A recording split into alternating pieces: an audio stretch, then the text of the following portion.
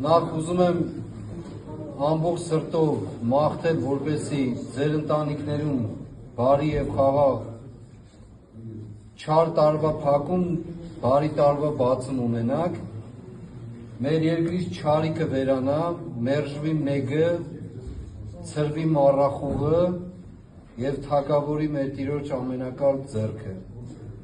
Նաեւ ուզում եմ առիթից օգտվելով բոլորիդ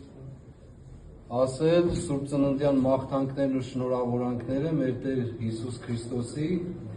մեր խաղաղության թագավորի եւ հաղթանակի թագավորի, Սուրբ Ծնունդը մեր դիմացը, ձեր երեխաներին, զավակներին, բոլորին թող Աստծո շնորհները առատապես հեղվեն եւ նաեւ մենք մուտք գործենք մեր հաղթանակների իր Սուրբ Ծննդյան առաջնորդությամբ մեր հաղթանակների ընթացքի մեջ եւ մեր երկրին լինի չարիքի, ինչպես ասացի, հեռացում, բարիքի թագավորում եւ մեր կյանքը դառնա Աստծո կյանք, մեր կյանքը դառնա հաղթանակների կյանք։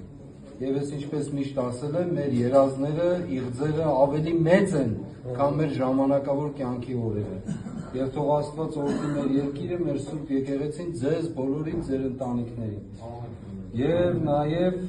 միշտ հիշեք, որ հաղթանակը այլընտրանք չունի։ Սրբազան, սրբազան։